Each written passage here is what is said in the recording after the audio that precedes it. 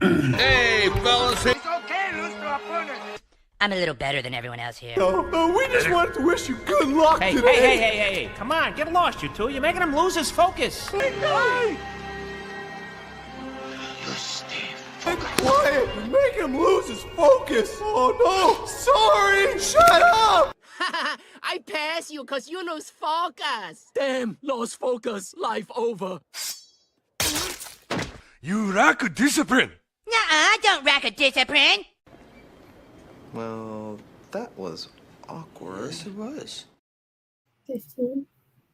Hello and welcome to Unfocused Fantasy Football from Steelers Sanctuary. We're happy to be here tonight and discuss what happened last week in fantasy football, what we think's going to happen this week. I've got Trent Ging, Jeff Smith, John Markman, David Korb, and myself. We think Greg Holt's going to be joining in a minute. There he is. There he is. So, what did we think, guys? How's everybody doing? Victory feels good. Cheated. I feel cheated. Yes, for those of us, just to share what happened in the league last week. Yeah, pop up what the scoreboard looked like. We don't need to show the scoreboard. Pop this up here. Sorry, six the New wheel of England death rings. is going. So I know, right? 6 New England rings fell to the mighty Iron City Brewery. Yes, we can hear you, Greg. Okay, and then Relic managed to beat up on the Master Class. Big Berg took out Dave Hates ESPN. Dave Hates My Team. At least Dave Hates went 1-1, beat the playing Saquon, and Blitzburg in the game of the week beat the Standard 135-127. So the Blitzburg people and the Standard. That's our own David and Trent. What went right? What went wrong? Luck. That's what. Fucking luck. I feel like a lot of good trash talk. It's just like Jalen Ramsey in the game last week. I mean, you just got to talk so much shit that it just comes into fruition. And that's what I tried to do. And I stayed on Corb as much as I possibly could. I took him out of his game. It just went right, Bob. It just went right. Nice. Yeah. I liked it. No, it's called literally luck. I would have beaten 7 other people in this fucking league if I'd faced them. I had a good week. My team, would I say they underperformed a little bit, but not that bad. Not bad enough to lose, putting up almost 130. But whatever. If I can put up almost 130 every week, which I plan to do, I'll be okay. Yes, I felt pretty good about my 117 against the. I'm actually a little surprised at some of the scores. In a 10-man league, I would have expected be higher. We're like me personally, 72. I mean, that's my bench scored 95, and I don't have a kicker and a D on my bench. I should have swapped my bench out and put my kicker and D in. I would have given this guy a run for his money because he only scored 111, and I think Jeff scored less than 100 in a 10-man league. I'm really surprised to see some of these. It just goes to show that you don't know what you think you know. You know, you come in and you draft and you listen to all the so-called experts and, this guy should go first. I know I was so happy, and I'm sure he'll bounce back. I took Jamar Chase, the number one guy picked. I was second pick. Number one guy picked running back there. I think he took Saquon, didn't he? No, did he take Saquon? I thought he took Robinson. I think it was Saquon. Because I got beat, John. Or I was 3. What pick were you, Trent? What pick was I? I might have been the 3rd pick, and I'm like, damn, Chase is to me. I'm so happy, and he goes up and throws 4.6 points up. And it's I don't anticipate that being the norm for the year, but still, your first. That was kind of across the board. That was kind of across the board, though. Like Nico Collins didn't do anything. No, there was another league. Yeah, there was a couple big names that really just didn't show up. But I don't think that's going to be the trend for the whole year. At least I hope it's not going to be the trend for the whole year. I'm going to be in trouble. For me, it was Higgins and Hawkinson that did not play well. Higgins, that whole Bengals offense, 7 total yards in the second half? Yeah, terrible. So Jamar Chase didn't do shit either. I think he had 4 points in 4.6. fantasy this past week. Burrow's only had like 120 yards. Yeah. Yeah, like what the fuck? I guess Then you're like, they can't be that bad, right? Is Cleveland's D that good? I know Myles Garrett sacked him like 3 straight plays. So I guess we kind of see, what Cleveland brings to the table this week, but maybe Cleveland D is a little tougher than people thought. So. Well, we also know that Cincinnati does not start off the year well at all. So I think they might have gotten the win, but they still kind of played like they've been playing the last couple of years, getting out the gates. It wasn't like a spectacular Cincinnati performance. It was just they were playing Cleveland. This is what my thoughts are on that. Yeah, but Cincinnati only had 7 yards of offense in the second half against Cleveland. Right. You got to think that they're probably not that bad. Although I know Trent has talked a lot about this on our podcast. Cincinnati's offensive line is not good. So, Trent, what do you think? Is this maybe the norm for the Cincinnati offense this year? I keep saying 6 to 7 wins for that team. I've stuck to it early in the preseason. I'm going to keep riding it because I just don't think this team's as good as everybody thinks they are. It's all about the skill position players. There's no real star power behind the rest of the team, offensive or defense. Because even Hendrickson, they showed how much they believe in him with that contract they really didn't give him. Yeah, I think the Bengals are a bad team. But I think, sometimes the bad teams from a fantasy perspective, you don't mind rostering some of the good players on a bad team because they're going to be playing from behind a lot. And, hey, play from behind, give up 40 points, Cincinnati. I got Jamar Chase and Joe Burrow, throw for 400 yards and 4 touchdowns every game, kind of like the numbers last year. I don't even know if they made the playoffs last year. I know they started out slow, but look at Burrow, 5,000 yards and 45 touchdowns, and they don't make the playoffs. I'll take it in fantasy.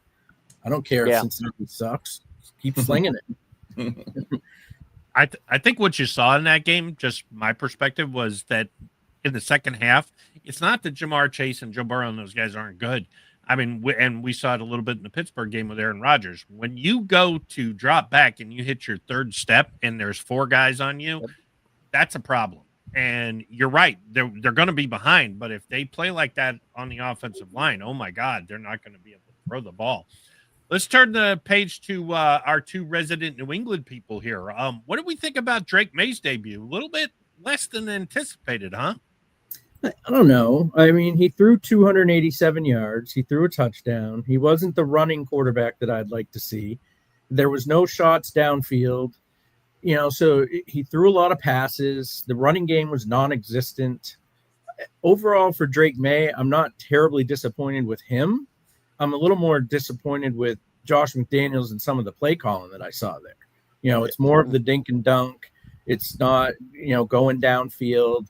I think Henderson averaged 5+ yards a carry and got the ball 11 times or 9 times, something like that. So I just think that I wasn't thrilled with the play calling. And I think, if you look at the pundits up north, they're not happy with some of the coaching decisions up there. I know Jeff was watching Nesson and had more, take on that. But yeah, no, they're freaking out in New England. But I think it wasn't necessarily the whole game. It was just individual plays. Like every time there was a big play, we didn't show up. And to only score 13 on the Raiders was very disappointing. But I think Drake May was what Drake May was. He had a decent game. I think John hit on it really good. Like I would have liked to seen him run a little bit more. But overall, I just was, in the fourth quarter, our first round pick gave up 2 sacks and had a false start, and it just was like stuff like that just kind of just piled up on us. And we started off the game great, and we just couldn't, the drives, we just couldn't sustain drives, big plays. Every big play, it seemed like we just kind of flopped. We couldn't stop him on third down. I wish we had our guy Jabril Peppers. I think you guys just picked him up. So correct. you know, I don't know if he's a game changer, so to say, but he's probably solid. better, solid. just as good as any of the guys we got back there right now. And Why in the you know, world we they got him? The guy still doesn't make sense to me. It's especially this late in, you know, I could see if it was in the summer, get some cap space, go sign another guy, but you know, to do it this late, I don't know. Maybe it's Vrabel coming in and wanting to create his own culture and say, you know, I didn't bring these guys in. I need to it's not my guy. Make a point or something.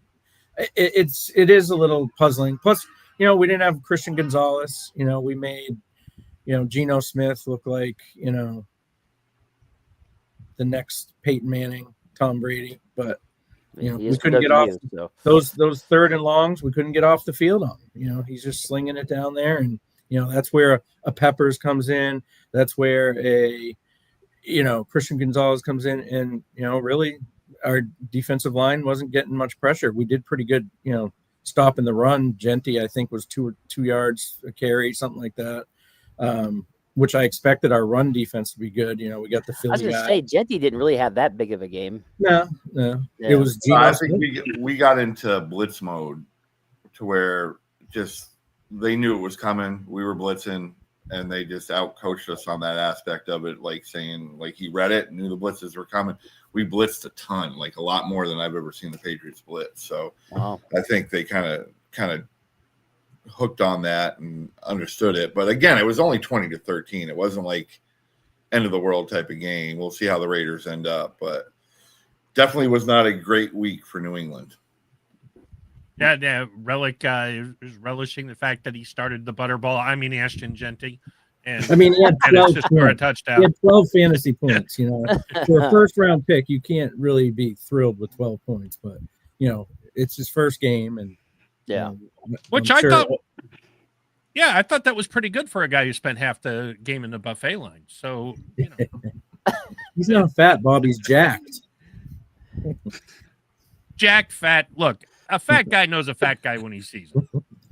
Dave was Bettis jacked or fat? Fuck out of here. I'm just curious. Is this Dave's wife? Is she on here tweeting for him? Yeah. Put the wine down, Dave. David, do you think starting Broderick Jones at running back hurt you this week in your game against Brent? Yeah, like I said, my two guys were definitely was Higgins and Hawkinson. They just sucked, to put it bluntly. So let's turn the table. He had Brown that 1.8 points. That's it. 1.8. Yeah, yep. 1.8. So like it ain't like I didn't have help. I mean, if Brown hits his projection, Trent puts up almost 150. So yeah. I mean, Trent's team just fucking balled out, man. There's just no other way to put it, minus Brown. So let's pivot a little, and I'll turn the tables now, and I'll ask you guys about your Steelers and Jets game, right? Because I think as I watched that game, it got the most play. I watched the red zone a lot, and there was a lot of scoring, and there was a lot of teams in the red zone. So that game was on quite a bit.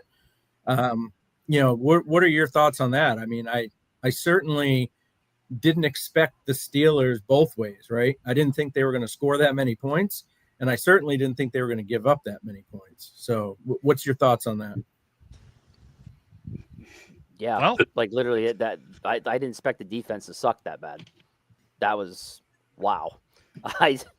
No, that score, I never would have thought that was going to be the score. I don't think any of us predicted that on the legendary picks either. Nobody predicted both of them scoring 30 plus points.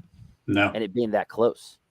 I did say it was going to be close, though. I think I was the only one that said it was going to be a close game. The rest of you had them, the Steelers blowing them out. I was thinking 13-10 with those two scrub teams. I said 16-10 or something like that. I never thought it was, I never thought it was going to be a blowout either way. But holy shit, both of them to put up 30 plus points. I didn't think. Well, I'd say Aaron Rodgers. I didn't think our offense would do it. But yeah, I mean, dude, if you watch, he made throws that he used to make that he hasn't made in a while. So the dude's 100% healthy, but now he's saying that his back was stiff and that he still would have been even more mobile than he was. He still does have he still looks a little old at times. Some of those sacks that where he's getting sacked, there was no way he was getting. He's getting out of 41, them. so I'm not Yeah, expecting yeah. him to be So like he- Aaron Rodgers 10 years Arm-wise, ago. though, he looked good arm-wise. Yeah. But the arm looks great. Running, thrown on one leg accurately. Yeah, I was pretty happy. He exceeded my expectations. He really did. I think Justin too. That might have been one of Justin's best games as a pro. Period. It was I mean, I agree. his best game as a pro. It really was.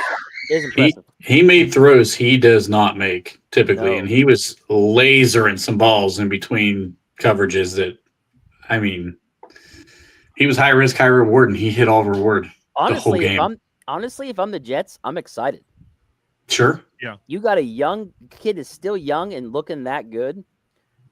I mean, a good get by them. I have to say, a good get by them. It's looking Right, like as a early, Steelers first game of fan, the you season. like even though Rodgers had 4 touchdowns, aren't you kind of like, man, we could have signed Fields for like 3 years, 60 mil, maybe 3 years, 75 mil. You want to know what? And You want to know? This was my only concern, and I said this, and it's just that Rodgers is 41. Our O-line's going to get him fucking killed. That was my concern with going with Rodgers over Fields. But and that's we didn't have a choice too. either. Best so. scenario, Rodgers goes off this year. You guys make the playoffs or whatever it may be, but like again, you're kind of in the same boat next year, right? Like, yeah. What do we do now? And with Fields, well, I think he already said he's not coming back, right? I mean, he's actually starting to walk that back. He's starting to walk that back now. I would say if he plays well, that if he plays well, I don't think he's going anywhere. There's money to be made. Yep. And if he's well liked, which it sounds like it's going pretty good so far. If they win a playoff game, he's not going anywhere. Wow, you guys are very optimistic. Well, I'll be honest with you. 4 fucking touchdowns. We put up 30-some points. You know how long it's been since we've seen something like that? It's been a while. We put up 30 points and played poorly, as poorly as we can play on the offensive line, and the running game was non-existent, and we still scored 34 Who you points. play this week? We played Seahawks. Seattle. Hey guys, I'm here so we can get started. Appreciate it, Thanks Greg. for joining, Greg. I actually had said like all off season that I would be trying to get Justin in a contract wrapped up for 2 years, and I kept saying like he's going to get over 20 million a year, and everybody kept saying I was crazy, and I'm like I'm telling you, this dude's going to get over 20 million a year. Nothing Bob else. said it That's too. the going rate for. The somebody, going rate 50 minutes. So 20 mils is deal. I mean, that's why like you guys are so screwed because you're 7-9, 8-8, 9-7 every year, whatever it may be. You're just never going to be able to draft that big time That's quarterback. what's tough. Yep. You You're know, right. and you're just stuck in this like this route to where, and you don't want to lose, right? So Tomlin's putting together whatever he can put together, and you guys come up with decent seasons, but I don't see that. Like, what's going to happen next year, the year after that? Like, Dude, it's quarterback purgatory. We're stuck in purgatory because Well, we that's do what good happens. enough. You see but that not a good lot enough. in the NFL. You know, What's that? You see that a lot in the NFL. You know, Yeah. like you even some of the teams that draft early and you miss on that quarterback, it puts you back. You know, look at us with Mac Jones. You know, it put us back. That's just one time. There's some teams that, you know, you got Cleveland that does it every 2 or 3 years, drafts the wrong guy, you know, and they've been crappy forever. And it's just when you miss on your franchise quarterback, it sets you back at least 3 years. or you get lucky like the Ravens and pick, you know, Lamar at the 32nd they pick hit or on it, yeah. something, and you hit on Right. it. And Yeah, no, it's bad. But no matter what, the Steelers have to draft a quarterback next year with this class. I know right now they're not looking great, but I'd like to think by the end of the college season, we're going to be like, okay, there's some guys that we probably should. Luckily, this star quarterback class sucks. So at this point, drafting somebody in the 20s is going to be pretty likely. Hey, I don't know if you guys touched on this already, but was it me or was it? I couldn't believe that on that fourth down and goal, the Jets' last touchdown. Why the hell didn't we have anybody spying on Fields? Well, that's because Terrell Austin is an idiot. There you go.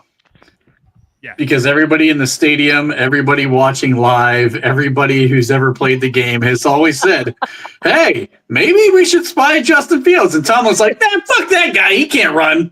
Yeah. Yeah, we didn't sign. how good can he be? He only runs All right. a 4.4. I mean, what the fuck? Yeah. All right, And so played now, for us. Ain't like we didn't see him for a whole goddamn season. Jesus Christ. all right, let's start looking ahead to this week. Last week's in the books. Some of us Thank are 1-0, some Thank of us God. aren't. But let's talk about who we like this week as far as this isn't the obvious pick, just so we're clear for those you watching. Obviously you like starting Saquon Barkley. This is maybe a little bit deeper. Maybe a guy who you put in the lineup who's going to win you the game versus a guy who you put in the lineup, basically all of Dave's team, and they lose you the game. So and that's since Dave couldn't be here tonight, got to take a shot.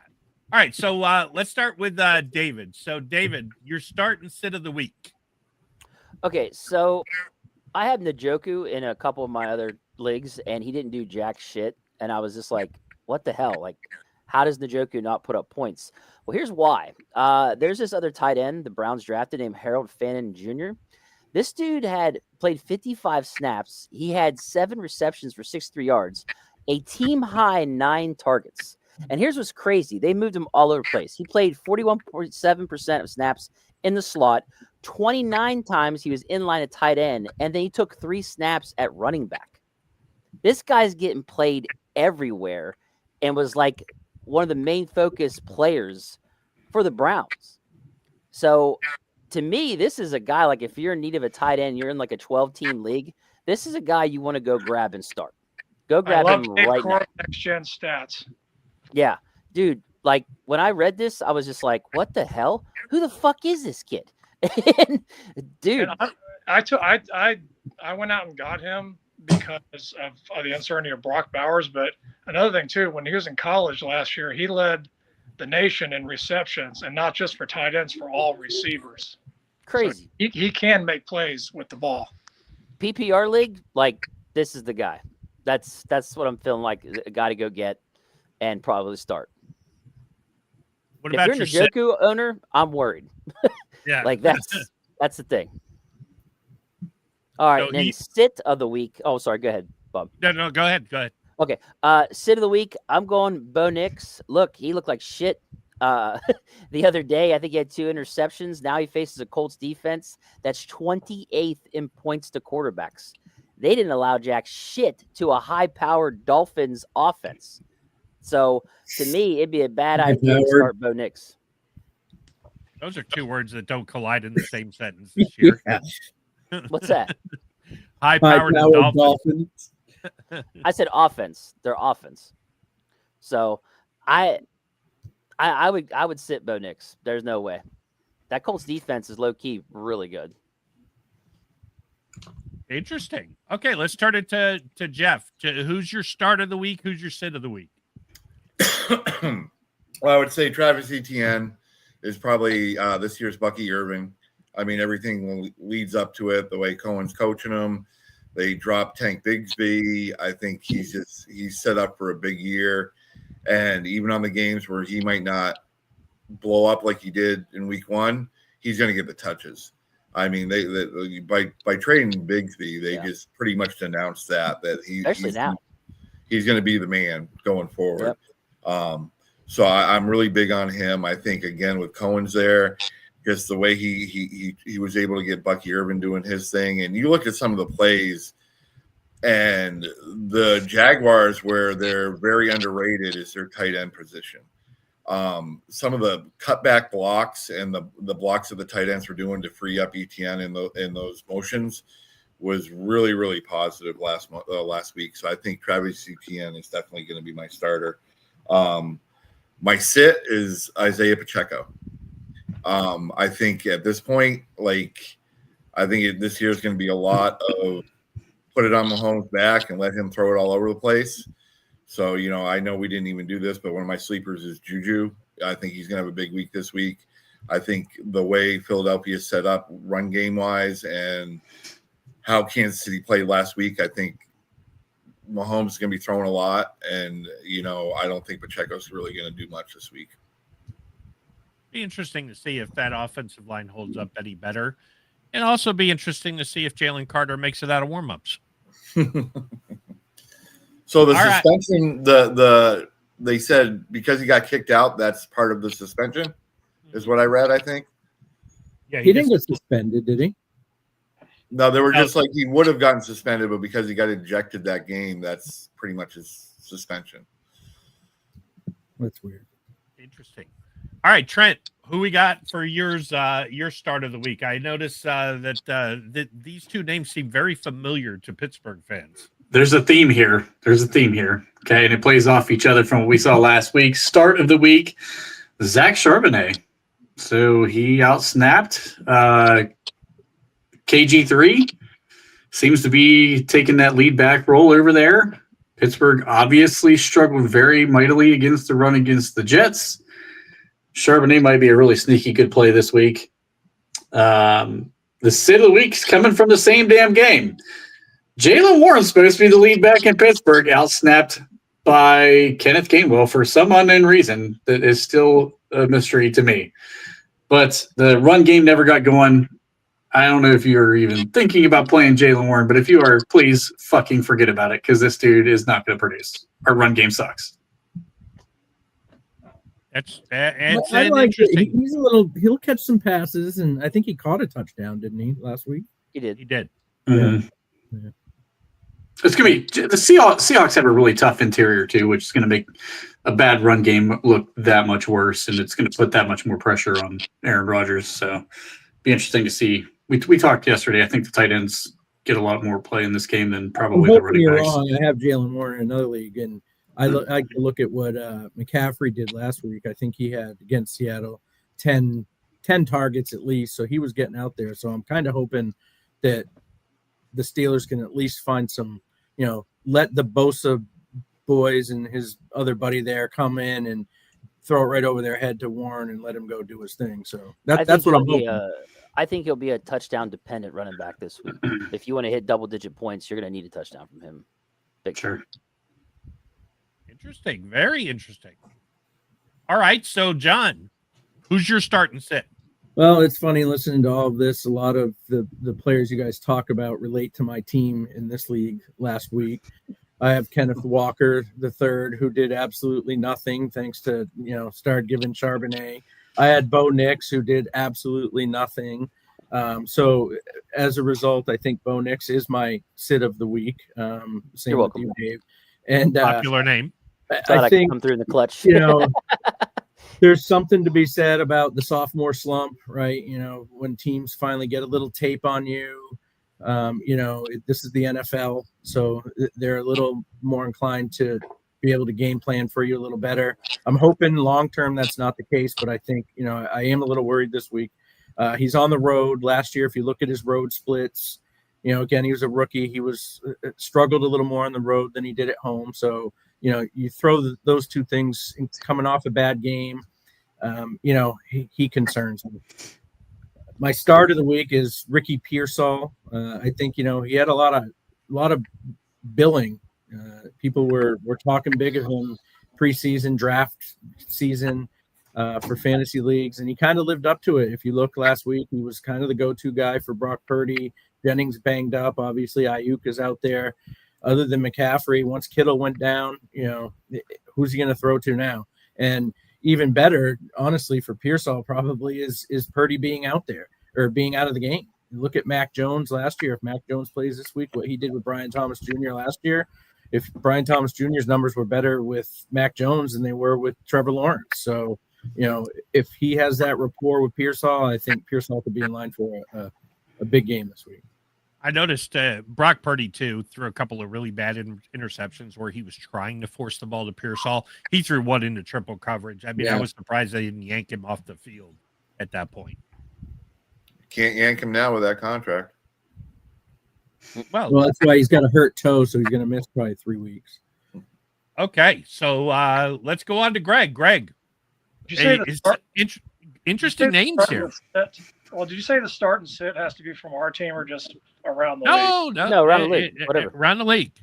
Okay, well, since I'm going to go ahead and say Keon Coleman is my start. I think he's established as the number one receiver in Buffalo. And I know they're playing the Jets this week, so I'm sure Sauce Gardner is going to shadow him. But I think he's established himself as a number one receiver, so he's a must play every week. Sit, I would say Tua. If you were even playing him in the first place, it's a dumpster fire.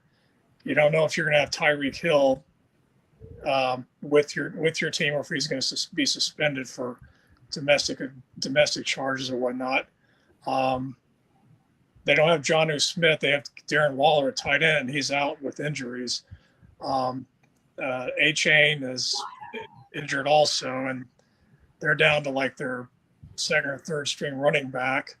The only real seems consistent person right now would be Waddle, and there are times he's banged up too. So he's just Miami's a dumpster fire. So don't play Tua. And Well, plus, according to also, Dave, they're Tua- high powered. You never know. Tua is also one hit away. From They used to be high powered. It's one game. Are we really going to ignore what they've done the last couple of years? I wouldn't Maybe say the last first year. coach Maybe the like- year before. First coach to a get Chain, fired this year. Waddle, Tyreek Hill. I mean, they were putting up some pretty points. They put up Not like so much 70 last points year. last year. I think Pretty it was sure the they year did. The year before, last year. I thought that was no- last year. No, Tyreek was Sucked. whining the whole year. That's why he's Oh, that's right. getting 'Cause drafted so late. either way, if they're healthy, they can put up some points. So that's the way I look at it. If they're I don't even healthy, know- they're fine. I think they have the capabilities. Like A-Chain, I don't think A-Chain's hurt. I have him in another league. He did quite well last week, as a matter of fact. We've already But- seen him do it. So that's why, two that's of why I us know they can. make I me tried to like- pick somebody little besides nervous. George Pickens because I figured that'd be too easy. But Well, I'm sitting Pickens this week. All right. So I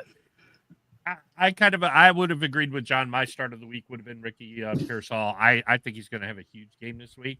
My sit of the week would be Kenneth Walker. I love Kenneth Walker. I'm very high on him. And I think in that offense, when they start getting him the ball in the passing game, we're going to see him take off. Unfortunately, he's going to play a very angry Steelers defense this week. I don't know what good it'll do the Steelers, but theoretically at home, they're not going to give up all those rushing yards, I think. And I think Sam Darnold is trash. I do feel like that's going to be a big game this week. So let's talk about some guys that we either want to buy lower or sell high on. And the first name that pops up is the guy we just were talking about, Tyreek Hill. All kinds of trade rumors. Is he going to get suspended? Jeff, start us off. Or would you try to buy low on Tyreek Hill right now? I wouldn't touch Tyreek Hill with not worth it. It's just not worth it. He's not what he was 2 or 3 years ago. He's nothing but issues. It doesn't seem like he's a good locker room guy.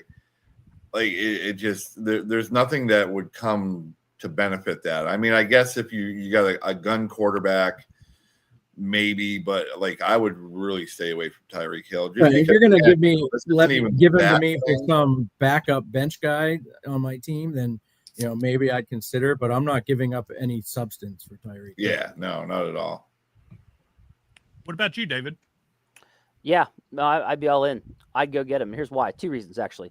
One, if he does get traded, he's probably going to go to a team with a really good quarterback, i.e. Aaron Rodgers, i.e. Patrick Mahomes.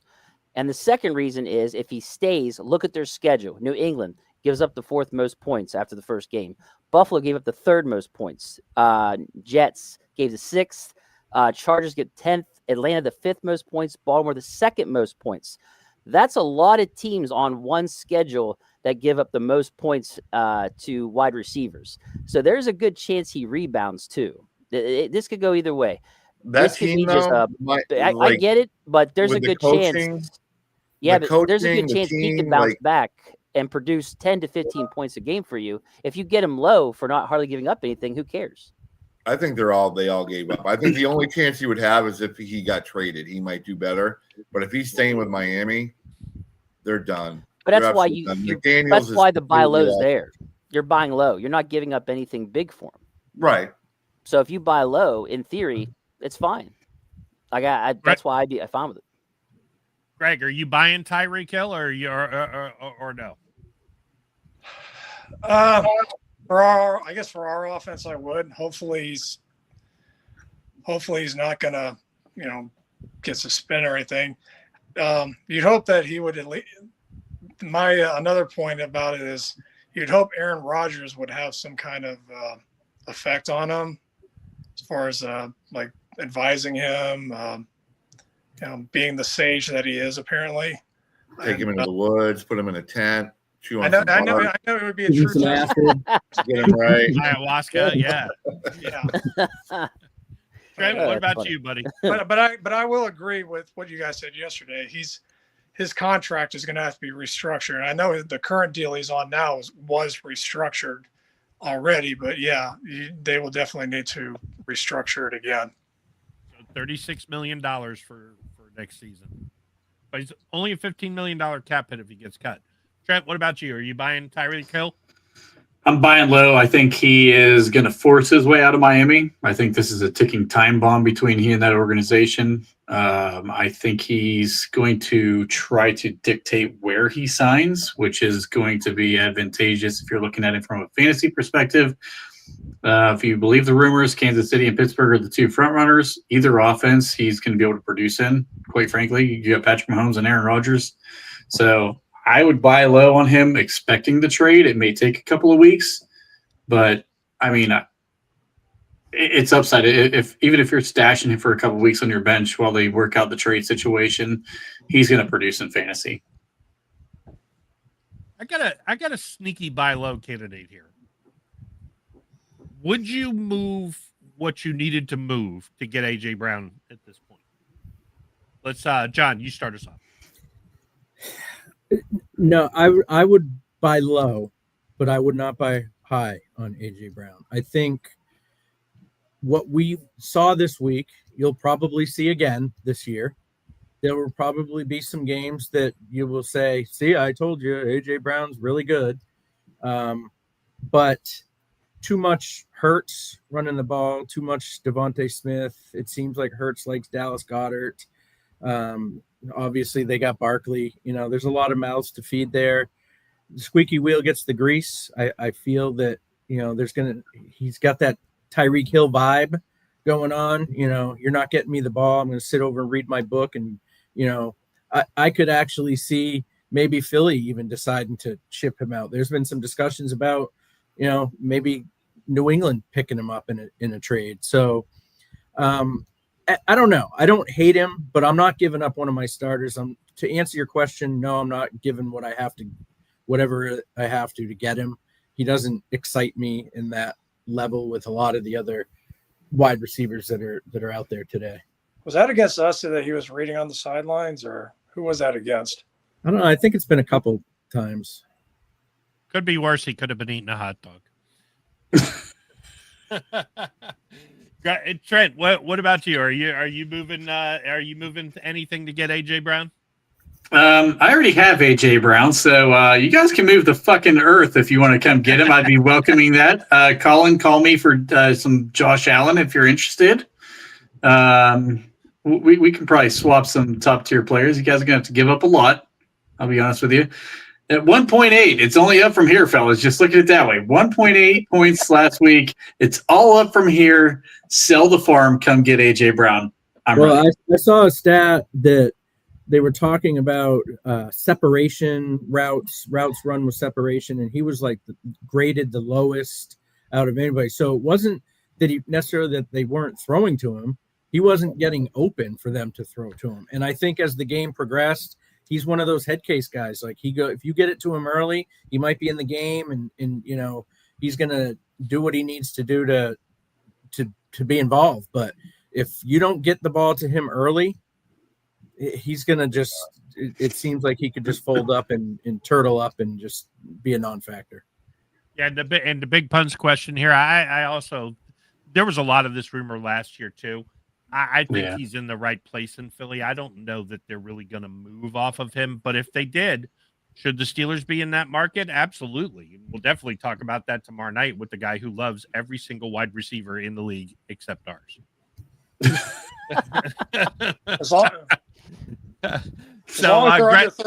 as they're under 30 years old. That's Yeah. true. Greg, what do you? Are you moving heaven and earth to get AJ Brown? Are you giving Trent the ring here? Well, I don't know. I'm playing Trent this weekend, I think. So at this rate, maybe I should just let him keep AJ Brown, help me win. But I don't know. I mean, he definitely wouldn't be. Well, he definitely wouldn't be as temperamental powder keg like Tyreek. He could be the guy who gets the intermediate routes and let DJ or DK get the go deep. Yeah, I guess it depends on what the price is. If it's low, yeah. Okay. All right, David, what do you think? I would buy low. I'm not going to give you a lot for him right now, because you just don't know how it's going to work out with him. I don't. 1.8 points, like Jesus Christ. That's especially Trent. I ain't giving Trent shit. After And he got that right at the end, fourth quarter garbage time almost. Yeah. So I don't know. I give like a mid-tier player for him. Maybe I give you more quantity than quality for him. Maybe a couple mid-tier guys, maybe 3 at most. That's kind of something I'm kind of known for with my friends, is I like to give them 3 middle tier or bottom tier guys for 1 really good player. So you guys might see that coming in the future with me. Well, what do you think, Quinn? You're a Pearsall guy. Would you trade Pearsall for AJ Brown? Would you trade Cortland Sutton for AJ Brown? I hate Cortland Sutton. I'd trade Cortland Sutton for Connor Hayward. I mean, Cortland Sutton, and I know he does good in fantasy. He's the only guy Bo Nix could throw to. Great. I mean, I think Greg and I could beat him in the 40. I mean, Now, what about Bob, McLaurin? would you Scary include the Terry hot for dogs in the deal? AJ Brown.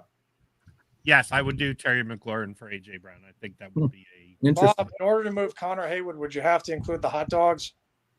Not the hot dogs, but the hot dog vendor. We gotta really incent that trade. All right, Jeff finishes off. Are you buying AJ Brown? I am not buying AJ Brown. I think last year was kind of like the start of what is going on this year. I think John hit it on the head. They're just the way that offense is set up. You know, the tight ends are more involved. You got Saquon back there getting a lot of carries. You have another really solid number 2 wide receiver, and we just talked about it. Like, I wouldn't give up McLaurin for AJ Brown. I wouldn't give up Sutton for AJ Brown. There's not. I'll give you. I don't even know. Off the top of my head, I don't even know what I would trade for AJ Brown. I don't think there's any upside there. I think as the year gets longer, it's just going to get worse. His attitude is going to get worse because he's not getting the ball. So yeah, I wouldn't touch AJ Brown. It'd be interesting to see maybe a reuniting with Arthur Smith, if that really is an interesting trade. I might do Pickens and for DK Metcalf for that matter. Oh God, could you imagine the 2 of them in the same AJ and DK played together at Ole Miss. Yeah, just saying. That's true. That would be a very interesting wide receiver room. All right, so let's talk about a guy we maybe want to sell high here. This is the guy I personally thought was going to be a bust this year, but he had a nice first game.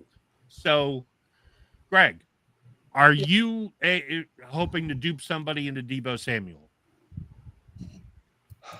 Right now, I would say no, just because I like the wide receivers that I have on my team. As far as we're talking fantasy, I mean, for the Steelers, I mean, like I said, it just depends on what you'd have to give up. We're talking fantasy here. If you had Deebo Samuel on your roster, would you be holding him hostage and hoping somebody? Oh no! If somebody wants him, I think they could get him. I'd be willing to. Well, I do have him, so if any of you want him, I'll be listening. So that's a big yes from John for selling high. I just think that McLaurin held out. He wasn't in camp. He didn't practice. You probably expect a slow start from him. As he gets ramped up, I think you see more McLaurin than you do Deebo, and I think it's a good opportunity to sell high on Deebo. I think because the game that he played last week may be the best game that he plays all year. So Yeah, I totally agree. Trent, what do you think? What I'm hearing is Debo can be had on selling low right now because he's pretty much offering it out there. So I'll see if Jadon Blue might get this thing done. I'll be sending you that trade any minute now. I'm going to package Kenneth Walker, Bo Nix, and Debo Samuel. Yeah, Give me something good. If I'm a Debo owner, I would try to sell high while the skillet's hot, so to speak. But I don't think as a buyer, I'm interested. David? Yeah, I'm going to attempt to sell him high. He had the 6th most points in fantasy for wide receivers. So somebody might see that and be like, oh, wow, he's about to go off being with the Commanders. But for me, I'm going to take advantage of this because of 1 to 2 reasons. One, the guy gets injured all the time. So if you go ahead and are able to sell him high, that's huge. And like, here's another thing too. Like if you look at the schedule, he's facing Chicago, Dallas, Seattle, Denver, Dallas twice, and these are all bottom that gave points to wide receivers. So there's a good chance that one is either going to get injured, or two, there's going to have a lot of tough games, or he ain't going to put up a lot of points. So now would be the time to sell him high to get a good return before he, morphs into a pumpkin again. That's the way I look at it. Yep. Is that a fat joke? He's no Cordarrelle Patterson. He's no Genty, but yeah. Anthony Richardson. Anthony Richardson's not fat. He just can't play quarterback. Give him time. Jeff, I'll let you finish this off on this one again too. Yeah, I think everybody here just hit it on the head. I was like, if you have them and you can trade them high right now, go for it. Get them going, because I think McLaurin is going to have week by week is going to be a lot better. And we saw it in San Francisco, right? It's just like once you know what he's going to do, they plan for that pretty good. So you're not going to get those 25-yard sweep runs as much as you got before. And I think he had a good week, but like everybody said, I would sell high now because you're not going to get nothing for him in 5 or 6 weeks. And I'm sorry, Trent. I think I left you out. What do you think about Debo? No, I was in on this one. I already said if I was a seller, I'd sell high. I would definitely not buy though. Yep. All right. Well, then let's move on to very interesting candidate. This guy who generates a lot of, I see in fantasy circles, a lot of either people love him or hate him. He's a love-hate kind of guy. Michael Pittman last week had a pretty good game, but I think we may have heard of the guy throwing to him, Danny Dimes. I don't know. What do you think? You trying to sell Michael Pittman high here and maybe get something good before Danny Dimes turns into Danny Dimes? I would sell him high. I think Danny Dimes, whether good or bad, still is much better than what they've had. And everybody forgets a couple of years ago, Pittman was what? Top 5, top 6 fantasy wide receiver? He was up there. I'd say at least he was around top 10 for sure. Yeah, he was up there. I had him last year, and it was a huge disappointment. But it was just he never got into it. Flacco didn't really like him. It seems like Danny likes him, good or not. And obviously that was a really great week 1. But I think he's going to get a lot of freaking passes thrown to him. I think he's 80, 90 catches, 1,300 yards this year. What do you think, Greg? Yeah, I would sell high. I mean, he's like they said, if he's health, the issue with Pittman's been health. He's been hurt, so, on and off. And when he's healthy, yeah, he gets he'll get a lot of targets, particularly in the red zone. So if I can get I'm always willing to listen for a deal, but if I get a good one, yeah. But if it turns out I don't, yeah, I'd be fine keeping him for a while. Trent, if Danny Dimes one read quarterback, is his read going to be Pittman? Or are we gonna sell him high, or are we gonna hold on to him? I'm stashing him. I'll be honest with you. I think this is sustainable for Michael Pittman. I like him as a player. I think he's a really good prospect. I liked him as a prospect. He's had a pretty decent career so far. Sure, injuries are a concern, but he's probably not a guy that you drafted extremely high in fantasy. So you've probably got another couple receivers already on the team. If this guy's your flex, and he continues to produce like he did week 1, I mean, this is something I think could be sustainable for the season. Danny Dimes and Shane Steichen might be just a good fit. It really could be. What do you think, John? I agree. I agree with what Trent's saying. I'm all in on Pittman. I'm kind of kicking myself a little bit as I've seen his name come across to be able to draft him in the later rounds several times and passed on him. But, you mentioned the love-hate. 2 years ago he was love. Last year was hate, probably because he had 30% completion quarterback throwing him the ball last year. You probably don't hear many people say that I'm so thankful that I have Danny Dimes now throwing me the ball this year after coming off a Anthony Richardson year. But I think if you look at, I think you don't have to look any further than Malik Neighbors last year. Danny Dimes fed Malik Neighbors while he was in, to the tune of 15 targets a game pretty much. And, there's no reason why he can't do the same to Pittman. And I think, after week 1, it looks like that could be the case. Are you guys aren't scared that Tyler Warren is the actual number 1 target there?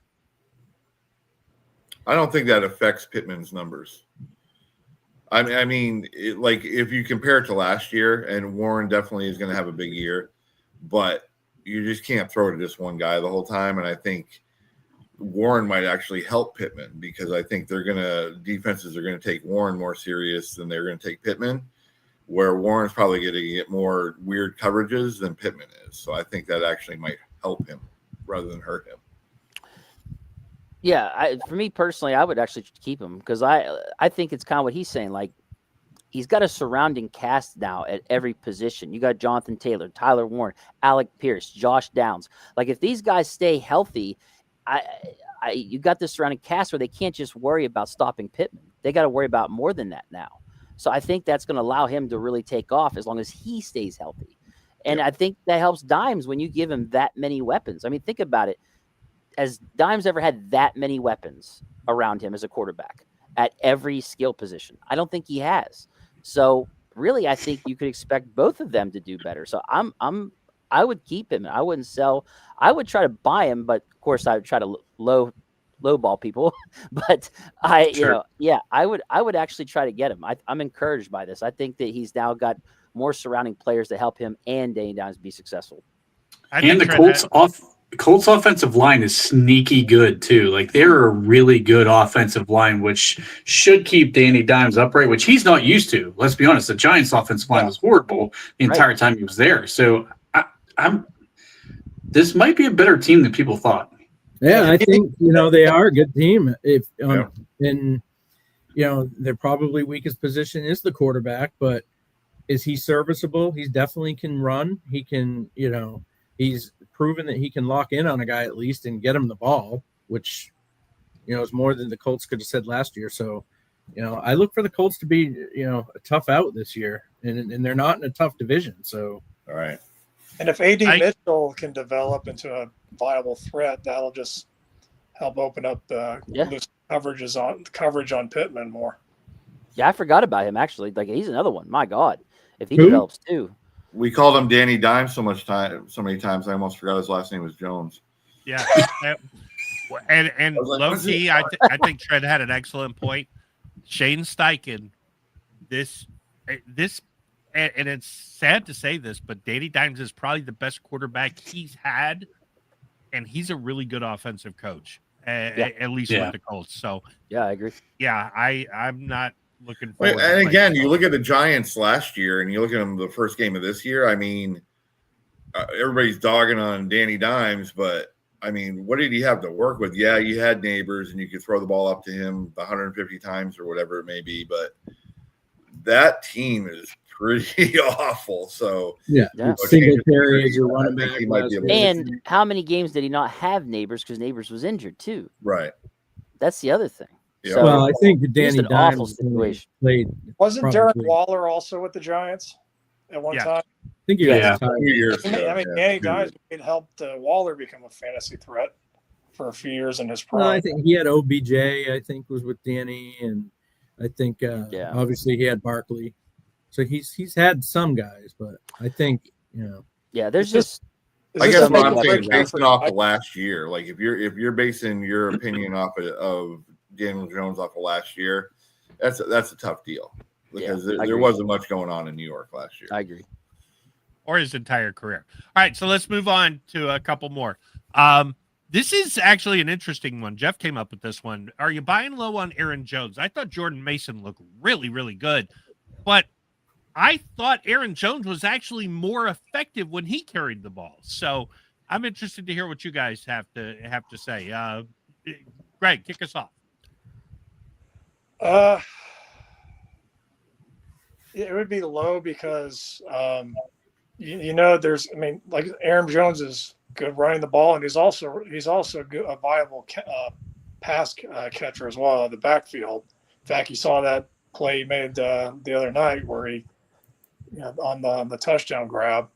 I mean, you have to be wary of the splitting of the time with Jordan Mason, but yeah, if I can get him for a good price, yeah, I would. John, what do you think? Yeah, I like Aaron Jones. I'd be happy to have him. In fact, I do have him in a couple teams. If you look at, they rewarded him with, I think, a 3-year contract this year based off of performance last year. I think he played every game, had like 900 rushing yards, 500 receiving yards, so 1,400 yards, I think is the number of touchdowns, 50, 60 catches. So, I'll take that. I'll take that all day from a running back. And Mason may cut a little bit into it, but they aren't just going to give him that big deal and not get him the ball. So let's keep it counterclockwise. Jeff, this was your guy. What are we doing here? Yeah, I look at it and I just kind of look at the numbers. I look at what they've been talking about all preseason. And like Mason was going to eventually take over, and week 1, you say splitting the carries, but Mason was, I don't know what the snap count was, but Mason had 15 carries. It looked like they were really trying to focus around him. Aaron Jones is again, it's kind of a weird deal because they did sign that contract with him, but everything that coming out of that team looks like Mason's just where they're going to go. And I think, by week 4, week 5, week 6, and maybe I've gotten stung by this because I've gotten in a couple situations last year. I didn't pick Gibbs. I had the other Detroit running back, and he held still. But by the end of the year, you knew who the number 1 was, and I think that's just kind of where we're going with this younger guy, more explosive. So I'm really big on Mason, and I think by the end of the year, Jones is not going to be a viable fantasy football player. David, what do you think? We're going counterclockwise here. Yeah, I'm not buying low. I'm not interested. Here's the thing. He had 8 carries for 23 yards, so he averaged less than 4 yards a carry. Like he just said, I think Jordan had what? Mason Jordan had what? 15 carries? So he's out carrying him by double. That's scary for me as an owner. And then if it's not for the 3 reception points and the touchdown, I mean, we're talking less than 9 points here. So I'm actually nervous. I had him in my other league, and it's my pay league, and he's my 3rd running back. He's on my bench right now, and now I'm kind of worried. Like, I'm not happy. So if I was someone looking for a running back, I'm not giving anybody anything for him. I think he's going to be disappointing. I disagree. I'm buying low on Aaron Jones. Aaron Jones is still the best running back in that backfield, in my opinion. And you have essentially a rookie quarterback that they're going to try to get into the flow of the game, which means they have to establish the run to get him comfortable. They're going to take a lot of checkdowns, a lot of screenplays. Minnesota does like some screenplay game. Aaron Jones has been phenomenal in the screen game, dating back to his days with the Packers and even when he's been with the Vikings. I think he's a guy who, yeah, sure, the first game and the carries doesn't look great, but I think as the year progresses, they're going to see why they paid him more than the younger guy, and I think he takes back over. Nice. All right, so this last one's an interesting name here. This also came from Jeff. If I can get it up here on the screen here. There we go. And well, actually, we missed some guys. I'm going to skip over him and go to a couple of these other names. Travis Etienne, monster game, and I know we're thinking he's Bucky Irving 2.0. We heard that earlier. Trent, we'll go around the other way here. What are you thinking on Travis Etienne? I think I am going to try to sell high on Travis Etienne. I think if you look at the body of work he's put out through the course of his career, it doesn't match what we saw in his first game this year. So if you can try to maximize his value right now, I know they got rid of Tank Bigsby, so should create more workload for him. But they also have a rookie running back in that backfield that they like as well, which may have been why they got rid of Tank Bigsby. So I think the Jaguars are probably going to get back to more of a traditional two-back system. I don't think the Jaguars are particularly that good as a football team anyway. So I think they're going to look to probably not see this same level of performance that we saw from Etienne in week 1. Greg, what do you think? I'm kind of on the fence. I'm encouraged by what happened last week, and as much as they are hopeful on the rookie, we still haven't seen him much. So, and my running back depth isn't that good right now on my team, so I would keep him for now. John? Well, I happen to have this guy too, and I would be I'm selling high on him because Jaguars got rid of Tank Bigsby because they're really high on Tootin. They have another young guy there too, I think, that they drafted in later rounds that they're high on as well. I think, Etienne's coming up on a contract year. I don't anticipate the Jaguars giving him a big contract. It's more of get rid of Bigsby so we can see what we got with the two rookie guys, with Etienne probably not in the long-term plans. We need to temper expectations, I think, a little bit too. He had one big run, I think, for 72 yards or 70 yards, and they were playing the Panthers. So, probably one of the softer Ds that they're going to face all year. I do think, Jeff had talked about Cohen, what he did with, Bucky Irvin and Rashad White, kind of using them both last year. I think if you look at the Buck splits, it was pretty much a 50-50 split. I do anticipate that changing this year in Tampa, but Cohen could use a similar approach with Etienne. But I think as time goes by, you're going to see more Tootin and less Etienne. And when they start playing some tougher Ds, you're not going to be seeing 146 yards and 70-yard runs from him. Although, he's got that capability. But he's a couple of years older now than he was when he was a rookie. And, he hasn't really shown much over the last couple of years. It's interesting they went away from speed back, power back to fast and faster with Etienne and Tootin. Yeah, what do you think, Jeff? Well, that's Go why ahead. Cohen's likes his running backs that way, and that's why I'm really big on him. It's like, you're not going to trade Tank Bigsby, who was your leading rusher last year, if you aren't putting a lot of onus on Etienne this year. And I understand the rookie aspect, and they have a couple rookie running backs, but Cohen needs to win now, right? He's a rookie coach. He needs to have a good year this year, and he's putting a lot of stock in Etienne, and I just think he's going to have a big year. Sweet. What do you think? What do you think, David? Look, I think we need to remember that this guy was injured last year, and in his rookie season, when he was healthy, he had 1,000 yards rushing and 476 yards receiving, 11 touchdowns rushing. I think this guy's healthy.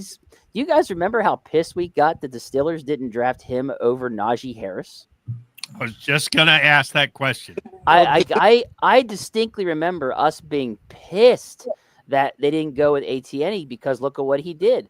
But last year, didn't he miss his rookie year with a List Frank injury in his foot? I think he played. But I'm looking now. That was like 4 years ago. He hasn't been fantasy relevant in years because of injuries. But when he's healthy, he's really good.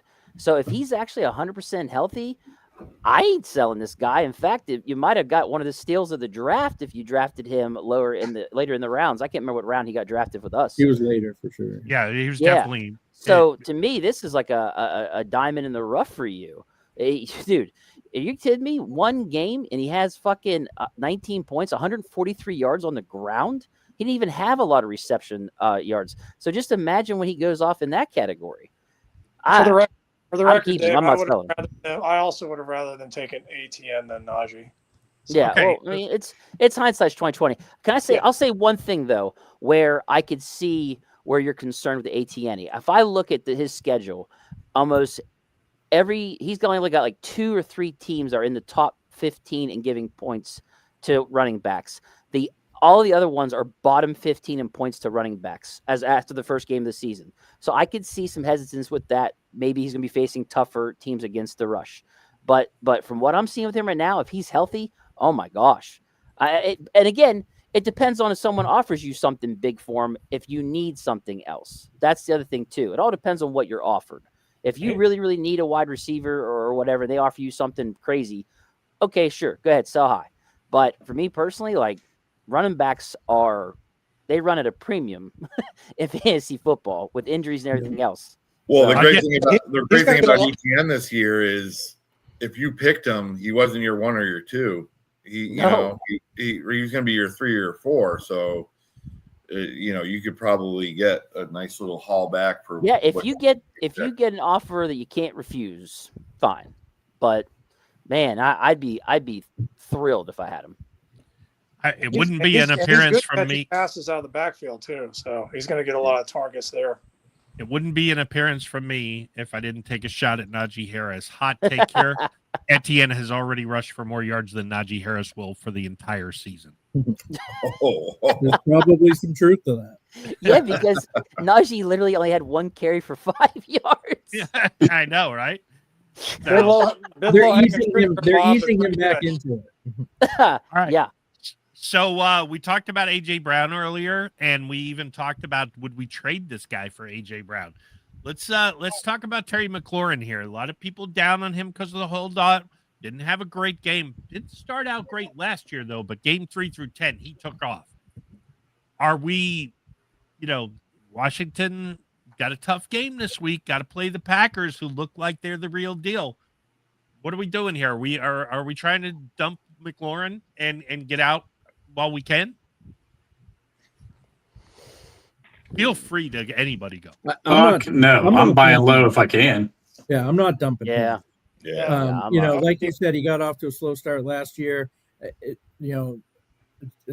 Story of fantasy seasons past. I traded for him last year, probably after game 3, and he carried me to the finals, which I lost by 0.3, and he had 1 catch for 7 yards. So screw Terry McLaurin. But I would say that he missed all of preseason. We talked a little bit about this earlier, and Debo, when we were talking about Debo, missed all preseason and his holdout, really wasn't practicing.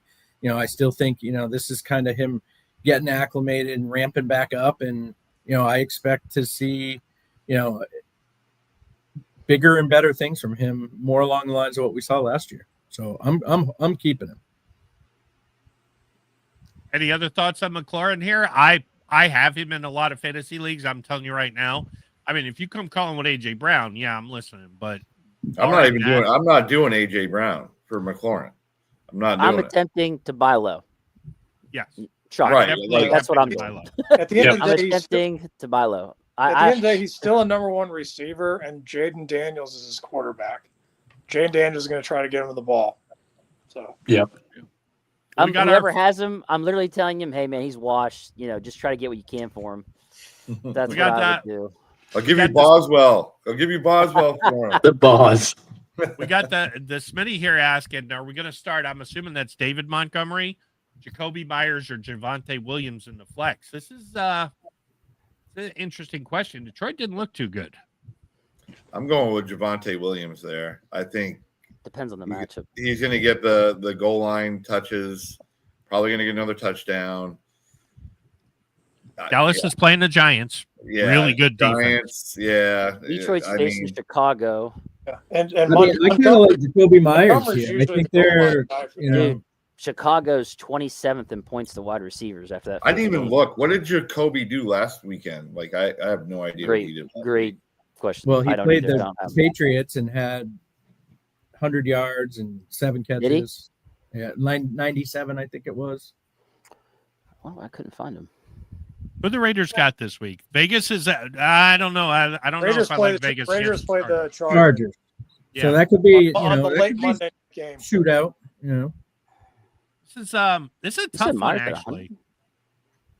100. In a I'm not. PPR, I'm probably going Jacoby Myers. I'm not sold on Williams yet. You said I do Myers agree. had 100 yards receiving? Yeah, 97, I think. Because he should be like one of the top guys in points. Then I would I think. think I he can't was find 7 him. for 97, something like that. You know, I think a sneaky play here might be David Montgomery. I think the Detroit's going to bounce back in a big way. Trent, what do you think? I honestly, if I'm looking at these guys, I think I'm going to go with Jacoby Myers. I think he's the safest bet out of them all. Detroit wasn't great offensively. Javonte Williams, I'm not sure if that's going to be sustainable in Dallas. We saw him kind of fall apart in Denver. You don't know which running back is going to score in Detroit. Myers is a pretty safe bet. He's their clear-cut one outside of the tight end there, Brock Bowers. Like, And somebody's got to catch the ball there eventually, right? Like, he's going to get targets. I'm looking right now. Up too, so. I'm looking right now, and the Chargers were 10th in points, top 10 in points given up to wide receivers. So I think Myers would be the smart play there. I do too. All right, so a lot of Jacobys. I'm going to say David Montgomery because I think the Detroit will be up by 8 touchdowns and he'll be running the ball a lot in the second half. Maybe they feed him or something. Myers, the guy we should have traded for, right? Another interesting. Well, I don't know about that. Another interesting one here: Jonnu Smith or Juwan Johnson. As of right now, I go Juwan Johnson. I mean, Jonnu Smith, if it's not for the touchdown, he wouldn't have had jack shit. He only had 15 yards receiving. So I would go Juwan Johnson, to be honest. Just game script alone says Juwan Johnson, right? New Orleans probably that going to too. be trailing most of the time.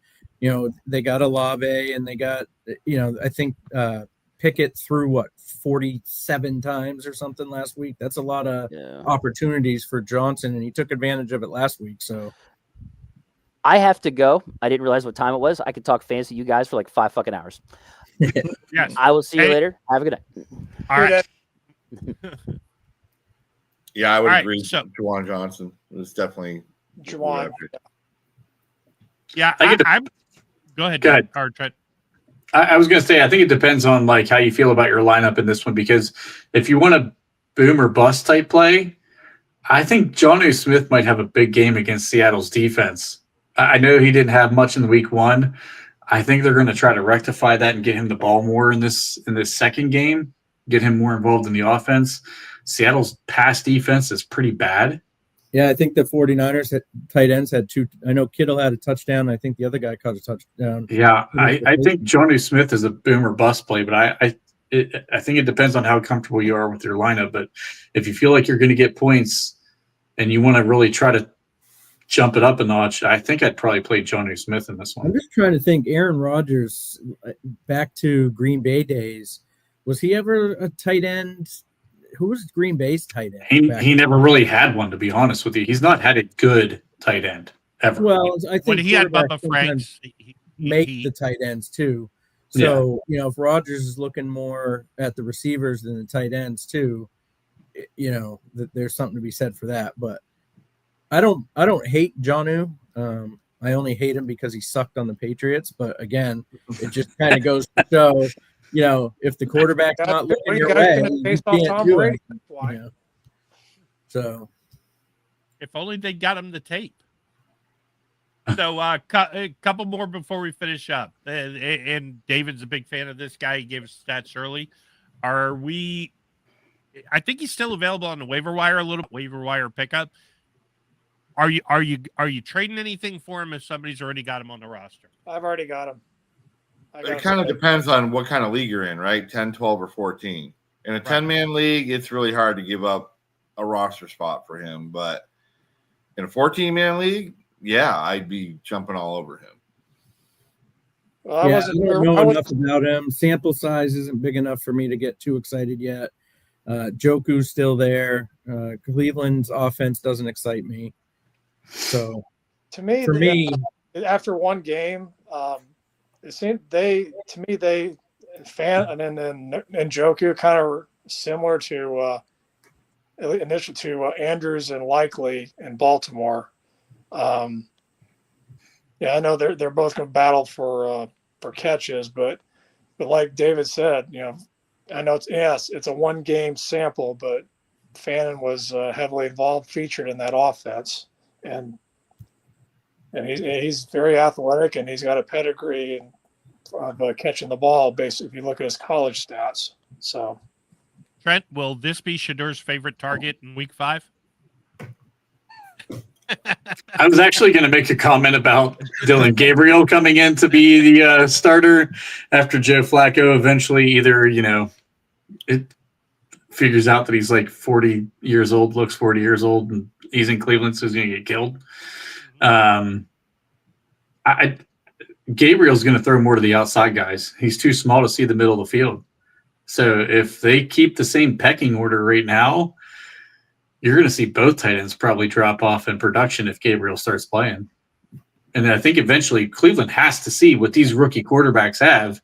They're going to draft way too high next year. They want to know what they have going into that draft for sure. You almost think that's a given, right? Has to be. I feel like they'll go to Gabriel first. I think he'll get killed, and then Shadur will play by default. I think you've got to play both of them to find out what they got. To me, as I mentioned, comparing them to the Baltimore tight ends, to me, and like I said, it's a one-game sample, but Fannin kind of seems like more like Isaiah Likely in the fact that you can, in addition to playing intermediate, he could go out on the flat, or he can go deep and be, get farther down the field than Joku. Yeah, he's athletic. Yeah, he was a sneaky. What college was he? Syracuse. Bowling Green State. Was he the Bowling Green team? Yeah. I thought he was a Syracuse kid. That's it. I'm thinking of the other kid. That's Oronde Gadsden. Yeah, that's right. He had a really good combine, which shot him up the boards a little bit. He still went a little later than I thought he would, but I was actually kind of surprised the Jets, which and this is kind of a Justin Fields knock. Although if you need a quarterback in fantasy, go get Justin Fields because he's going to run the ball a lot. He's going to finish as a top 10. Yeah, I'd be surprised if he's available in many leagues after waivers this morning. I was shocked on Sunday morning. I picked him up in like 4 leagues. I was like, hey, what the hell? But yeah, Mason Anthony was a guy a lot of people were high on. Really, I mean, he had that one nice catch against the Steelers, but really didn't show much. And Colston Loveland, what a disappointment. I really thought he was one of the better tight ends, coming into the league. I thought he was going to compete with Tyler Warren and Brock Bowers, who I think are already the class of the league. Travis Kelce has taken a step back. One week, it's hard to make that assessment yet. I think you got Caleb Williams throwing the ball. He's still kind of learning. They're just young guys, new coach. I would expect Loveland to be a little better, but you also got Kmet there. And I'll be honest, I didn't catch even the second half of that game. The first half was a snooze fest. I guess I missed a good game there in the second half, but that first half put me right to sleep, and I didn't see much was going on in the second half to see kind of who was getting involved. But I didn't see Kmet, Loveland. I didn't see much getting involved in that first half by really either of the teams. I think it was 10-7 at half, something like that. Any truth to the rumor that whoever buys Caleb Williams, the prettiest nail polish, gets the most targets? What a disaster that guy is. I mean, they send it off with him. I know we're running a little long, but I mean, if you drafted him, at this point, can you even roster Caleb Williams? He had 26 fantasy points. I got him in a few leagues. So he was definitely, from a fantasy standpoint, very serviceable. Can he maintain it? He's got the Lions offensive coordinator guy that's going to, hypothetically be creative and put him in a position to succeed. So, a rushing touchdown, a passing touchdown, 200 plus yards. We'll see how it goes. I'm not totally disappointed in him. It's going to depend on how much of a jump is it Oduzze? How much of a jump he makes this year, especially with Keenan Allen not there anymore. Well, I think he takes over as the number one. I think DJ Moore's better days are behind him. So I think Oduzze steps up. They got Luther Burden there, and they got the two tight ends, Komet and the guy you were talking about, Quinn. So top 10 fantasy last week. I mean, he's going to be throwing the ball a lot just because the way that offense is set up. He's going to be running a lot. The key to him is just don't get sacked 70 times this year. Yeah. Throw the ball. Luther Burden. Yeah. I mean, he almost got DJ Moore killed in the second half of that game. And I know Trent feels this way. I feel this way. Stash Tyson Bagent if you have Caleb Williams, because Ben Johnson, I don't think he's going to let – you're right. He scores a lot of fantasy points, but I think it's going to be – I do not want my quarterback who cannot do anything but run around and scramble for 5 yards and occasionally, uncork a great pass. He's got a live arm. He had a couple bullets I saw the other night. But, I just made a bet against DJ Moore last night, so if he gets hurt, that won't be the end of the world. If Caleb Williams is your starter, like your number one in fantasy, then you probably didn't draft very well. Right. True. Yeah, unless you got him in like the 15th round. Well, you're going to pick your starting quarterback in the 15th round. That's not drafting very well. Yes. Well, it is a strategy to just pick running backs and wide receivers. Yeah, in the 15th round, it's a coin toss between him and Kenny Pickett. I don't know that Kenny Pickett would still be available. That was Quinn's boy last year or 2 years ago? 2 years ago. 2 years ago. And just to be clear, in a 14-man, I picked him in the 14th round as my starting. I don't know. I think in Eric's league you were. That was one of 9 Steelers double downs in the 4th and 5th rounds. No, that was the year before. After the immaculate preseason. That year was the worst year ever. All you had to do to see how Quinn's team was doing was just put on the Steelers game, because every last one of them out there was on Quinn's team. Najee Harris, and I made the playoffs in that. Kenny Pickett, George Pickens.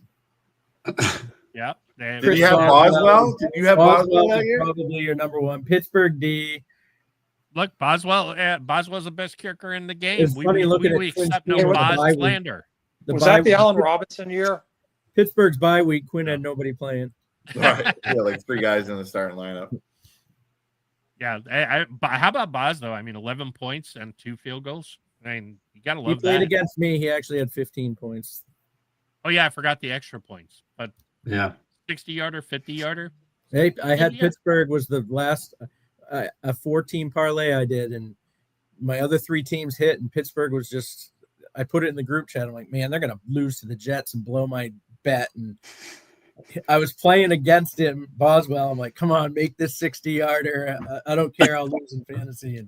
And he made it. So, and then thank God Jalen Ramsey busted up the pass there at the end, because who knows what would happen. Yeah. Exactly. That's great. You got the parlay with Steelers only laying 2, because well, I just picked them straight out. I picked four game parlay, so I just picked to win. 4 teams to win. Gotcha. Redskins. Even if he completes that pass to Wilson, thing is, the Jets still have Nick Folk, who was kind of shaky. I don't know. I think he was probably the most accurate field goal kicker in the history last year.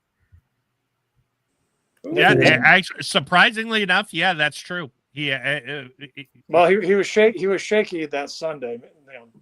I can't speak to what he did last year, but he did make an extra point. So he can't make a kick over 45 yards, but yeah, but he's automatic from 40 and under. And he did miss the extra point. So, but Boswell's continues to be a good one. So Aubrey's better. All right, so do we have anything else before we get out of here? No. Nope. No. Good luck this week coming up. I don't know. We didn't preview this week's matchups. Maybe next week we'll incorporate that the last 15 minutes or something. Preview. But good talk. Couple of programming notes. So normally we will be on Thursday, and we'll go at around 6:45, 7 before the Thursday night football game. We just people that have some commitments and traveling this week. For those of you expecting Sanctuary on Friday, Steelers Sanctuary, we're going to go on Saturday morning instead. Dave can't make it Friday night, neither can I. So we're on 10:30. We're going to have me, Trent, and Dave on. We're hoping David can join us. It's kind of borderline, but we'll also be doing legendary picks. But then starting next week, back to normal, 7 o'clock on Monday nights. Trent will be on Here We Go Tuesday nights with Colin. We'll be on Thursday nights for the fantasy podcast. And then on Friday nights, we'll preview the Steelers game and do our legendary picks segment. But otherwise, Thursday great talking nights, to you guys. when you actually have good fans, Patriots fans on Thursday nights, that's when you need to tune in. What can we say about the Patriots? At least they're not the Browns. Well, we're playing the high-powered Miami Dolphins this week. Right, and we lose to the Dolphins, and I won't speak Patriots the rest of the year. Yeah, then we're going to tank for top pick. Yep. All right. Till next week. You guys have a great thanks for watching. Chat, you were great. We appreciate it. We'll talk to you soon. See you guys. Just smile and wave, boys. Smile and wave.